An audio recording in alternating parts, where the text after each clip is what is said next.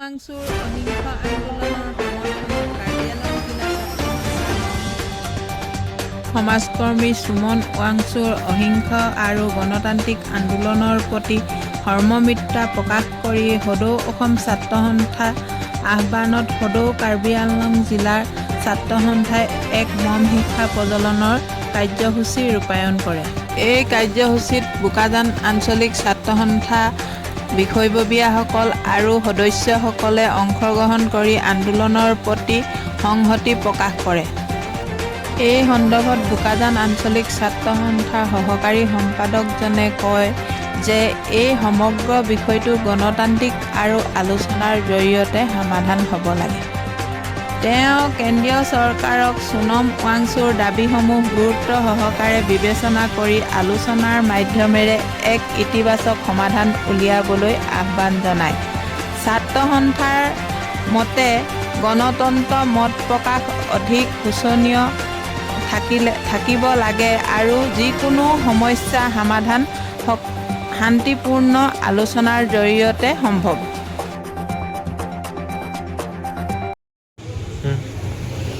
হয়, আজি সদৌ অসম ছাত্ৰ সন্থাৰ আহ্বান মৰ্মে প্ৰত্যেকখন জিলা ছাত্ৰ সন্থাত যি আমাৰ সোনম ৱাংচুৱে যন্তৰ মন্তৰত প্ৰতিবাদ কৰি আছিলে, শান্তিপূৰ্ণ প্ৰতিবাদ কৰি আছিলে, সেই প্ৰতিবাদস্থলীত পুলিচ বাহিনীয়ে আহি তেওঁক অপব্যৱহাৰ কৰি পেলাই তেওঁক সেই স্থানৰ পৰা উঠাই লৈ যায়।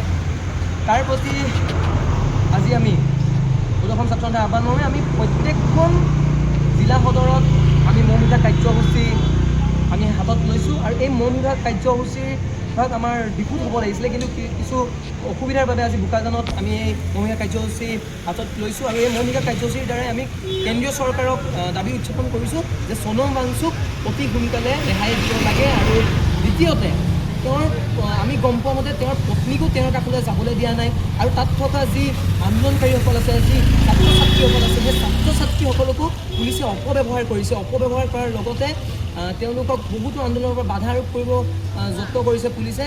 তাৰ প্ৰতিও আমি কিন্তু চৰকাৰে চকু দিয়াটো আমি উচিত বুলি ভাবোঁ আৰু চৰকাৰে অতি সোনকালে যে তেওঁলোকক চকু দিয়ে। ধন্যবাদ।